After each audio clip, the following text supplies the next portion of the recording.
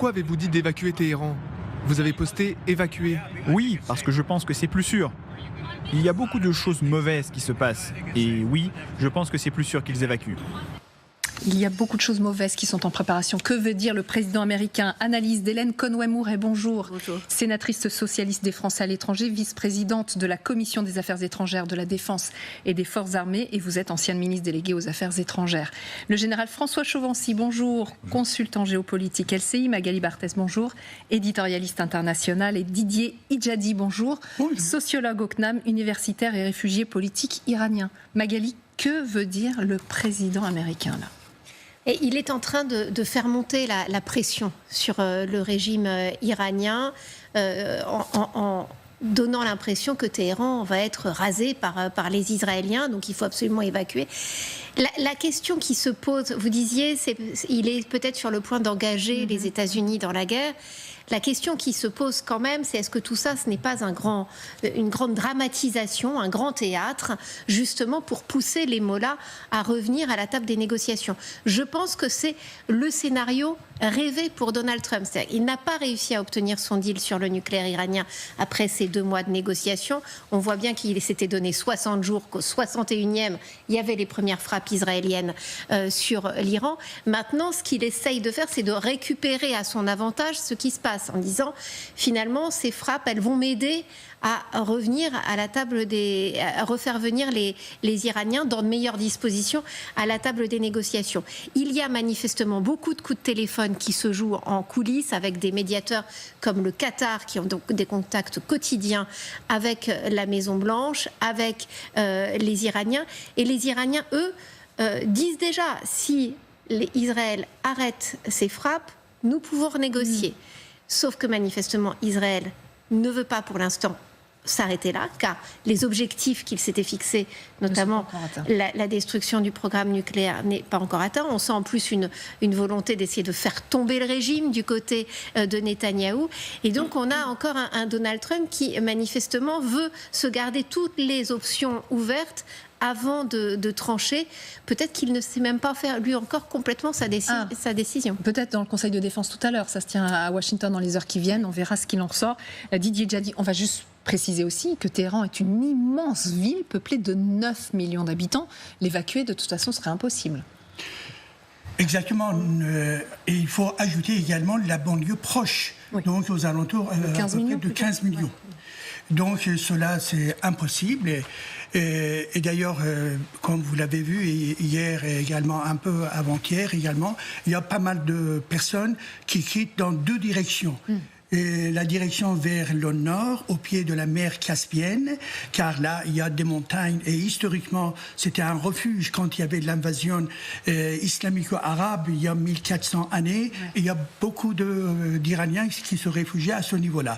Mais également une partie qui se dirige vers la frontière turque, également là, pour être justement en sécurité là. Mais j'aimerais ajouter également une chose. Vous voyez, c'est vrai qu'actuellement, la population iranienne est traversée par 2 tendances. D'un côté, effectivement, ils sont inquiets, c'est parce que c'est un contexte de guerre et de frappe, et donc il y a des risques pour leur vie, leurs proches, et je vous coupe, etc. vous continuez votre propos, mais quelle est la position de la France?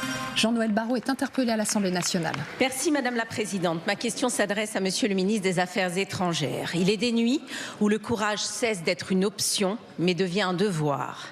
Vendredi dernier, Israël a mené des frappes ciblées contre la République islamique d'Iran pour l'empêcher de franchir un point de non-retour vers l'arme nucléaire. Quelques heures plus tard, Téhéran ripostait avec l'objectif assumé de faire un maximum de victimes civiles. Ce faisant, Israël, en état de légitime défense, cible un régime islamiste, théocratique, sanguinaire, qui arme le Hamas, finance le Hezbollah, punit son peuple, torture ses opposants, oppresse les femmes et détient toujours 2 otages français, Cécile Collère et Jacques Paris. Alors que chacun devrait soutenir la seule démocratie de la région dans ce combat, ici même, une secte antisémite déguisée en parti politique, située à l'extrême gauche de cet hémicycle, lèche les bottes des mollahs, tandis que leur mascotte, porte-parole du Hamas, organise une croisière pseudo-humanitaire dont le seul but est d'afficher sa haine des Juifs et d'Israël. Israël n'est pas le problème, il est le rempart et son combat est le nôtre. Affronter un fascisme islamiste global, une idéologie de mort qui a aussi sévi à Toulouse et au Bataclan. Monsieur le ministre, ma question est double. 1. Face aux tirs de missiles incessants à destination d'Israël et de nos concitoyens français, quel dispositif comptez-vous mettre en place afin d'assurer leur rapatriement immédiat comme la France le fait pour tous les pays en guerre et comme d'autres pays l'ont déjà fait?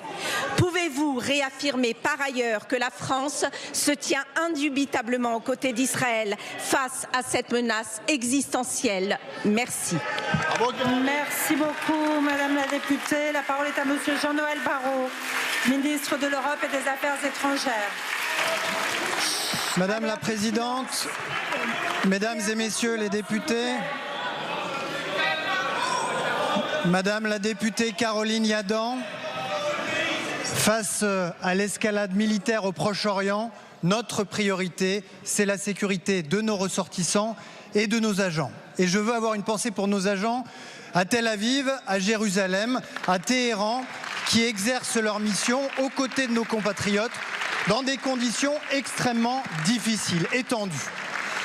Alors il y a des pays qui ont décidé d'évacuer leurs agents. Ce n'est pas le choix que nous avons fait à ce stade.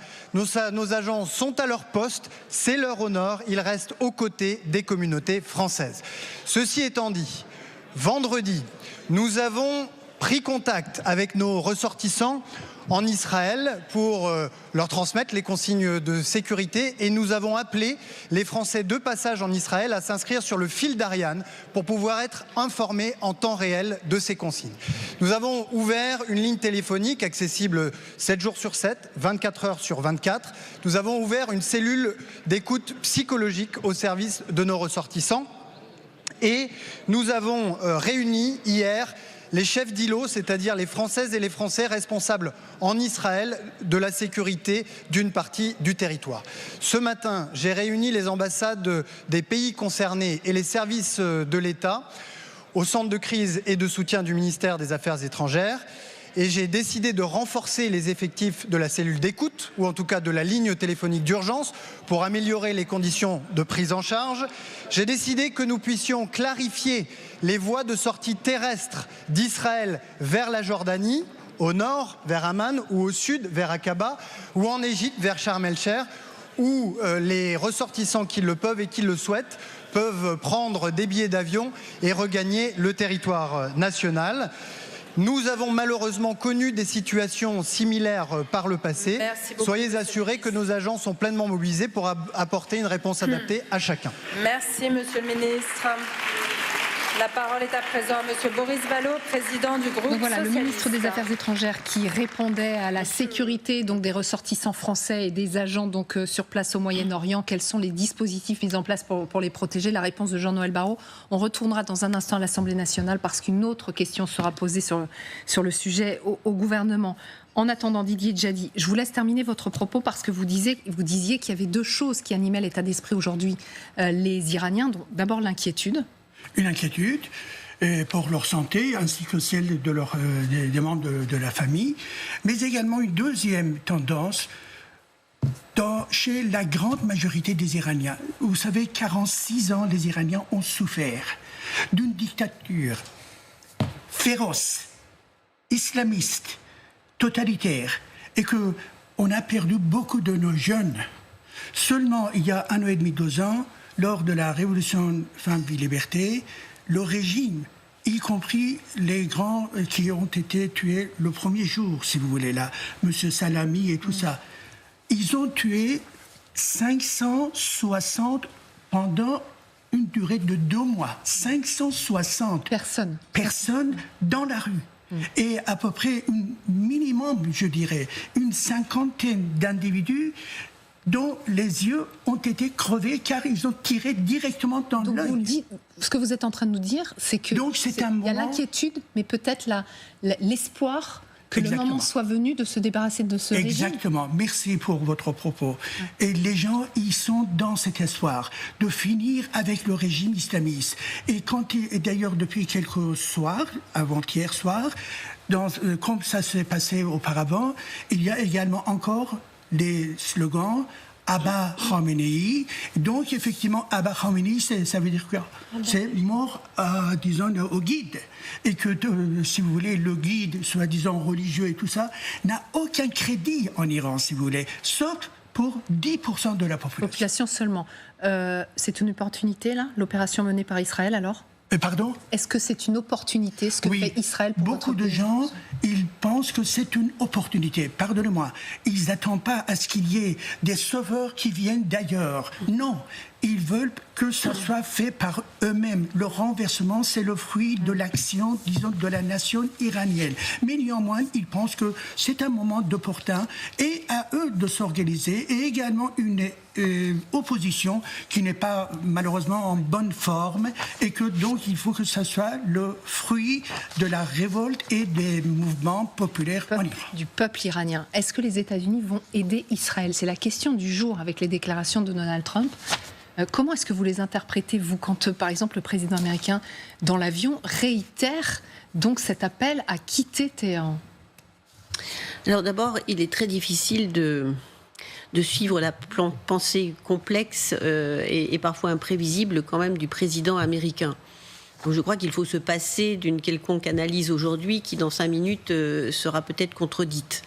Néanmoins, je suis d'accord avec ce qui a été dit précédemment, à savoir que je pense que Donald Trump, qui est face à un échec avec l'Ukraine, face à un échec avec la négociation aujourd'hui avec les Iraniens, voilà l'opportunité, en effet, de pouvoir, si le pays, c'est-à-dire ce grand pays, l'Iran, qui est le vôtre, bascule, de se dire qu'il était en fait partie prenante et qu'il pourrait récupérer en effet les négociations qui étaient en cours et les faire aboutir comme il le souhaite, avec un régime en face de lui ou des négociateurs en face de lui qui seraient très affaiblis et qui seraient forcés de fait d'accepter les conditions américaines. Et donc pour lui, en effet, ça serait une victoire totale. Donc depuis quelques mois, nous avons affaire à un individu quand même qui est très concentré sur ce qu'il est lui-même, avec son caractère, mais également qui est très sensible à son électorat aux États-Unis.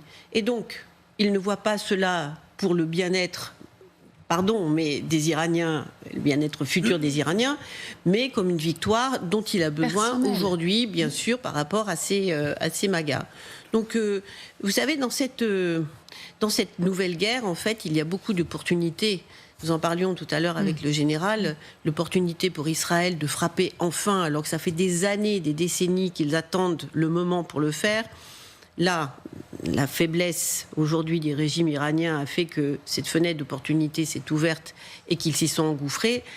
Après, moi, je resterai quand même très prudente sur le fait de déclencher un conflit. On sait toujours quand il débute et on ne sait pas comment et quand il s'arrête. Et donc là, nous avons un grand pays, l'Iran, qui peut résister.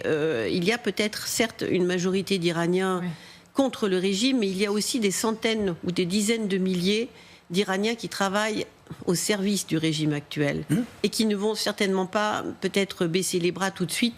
Enfin, cela va dépendre finalement de la force et de ce qui va se passer en effet dans les 48 heures, puisque de toute évidence, quelque chose d'important est en train de se tramer et va se passer.